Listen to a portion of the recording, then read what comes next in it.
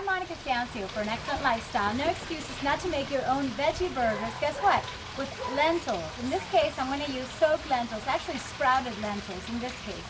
I like to use them both ways. You just have to soak the lentils for 12 hours, and then for 5 days or so, you get this kind of amazing sprout that is so delicious, so rich in vitamins, minerals, enzymes. It's just living food. You gotta eat more living food. And if you're raw, you don't have to cook these veggie burgers. You can even eat them raw. But what I usually do is that I bake them or I saute them. So you can use more oil depending on what oil you use, especially if it's olive oil. But I want to show you the preparation in this video.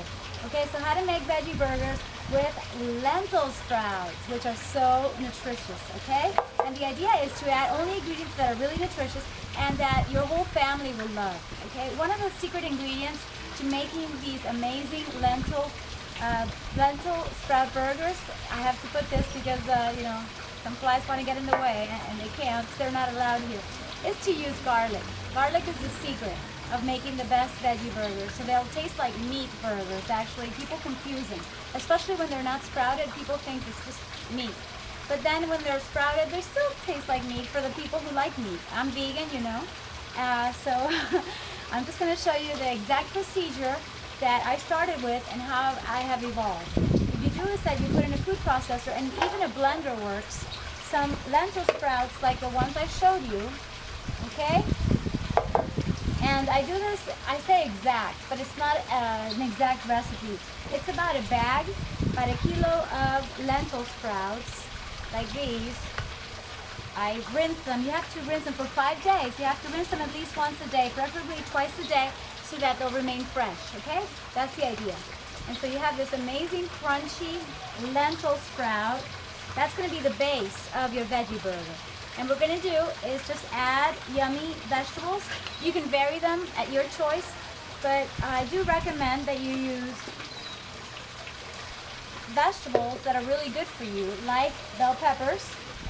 These are frozen, so now they're kind of soft, and I just froze them like this. Usually I freeze them sliced.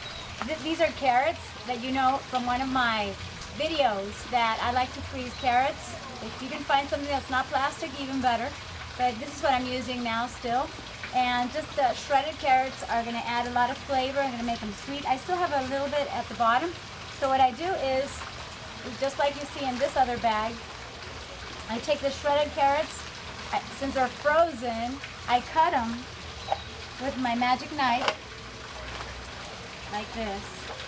And what's basic is that you use what you have and what you like and what is really nutritious. So we're adding nutrition. That's why I talk about practical nutrition and being your own chef. The idea is to add nutrition to whatever you're doing, not just flavor. And besides, once you learn to love veggies, the flavor's all here. You don't need anything else.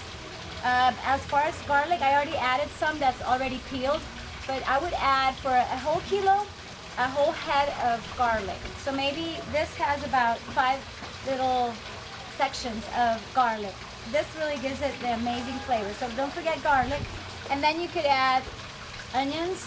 You could add parsley. Okay, you could add anything you want. And say you have your bell pepper here.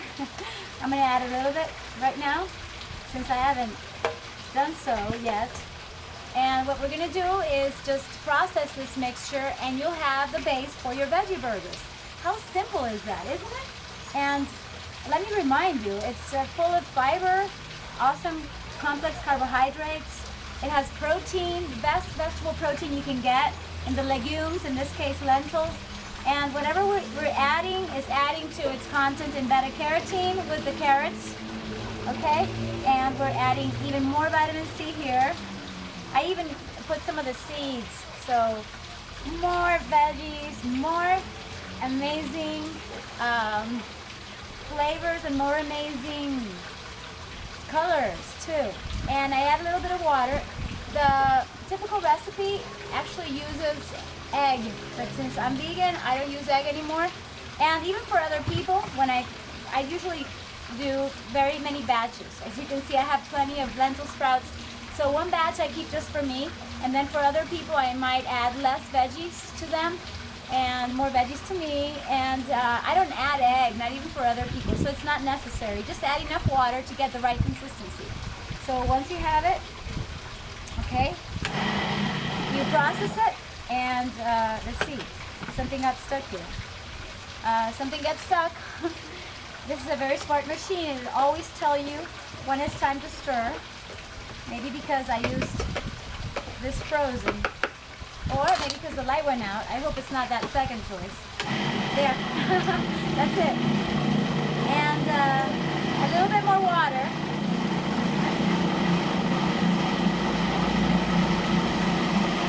You see?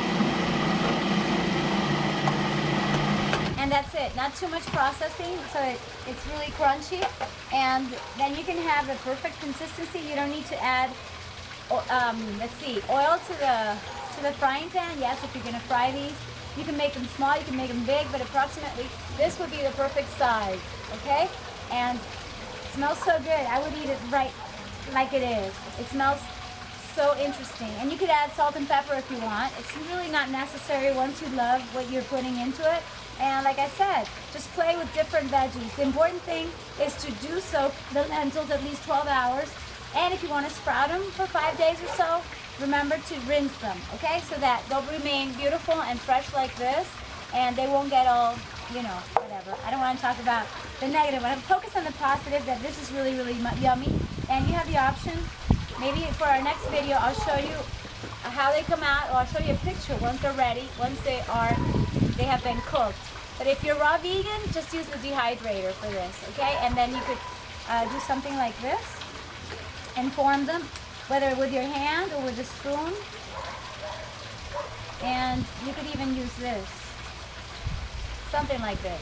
This works amazing. It tastes so good. They're so versatile. You can eat them with avocado, with anything you like. Just enjoy this amazing recipe.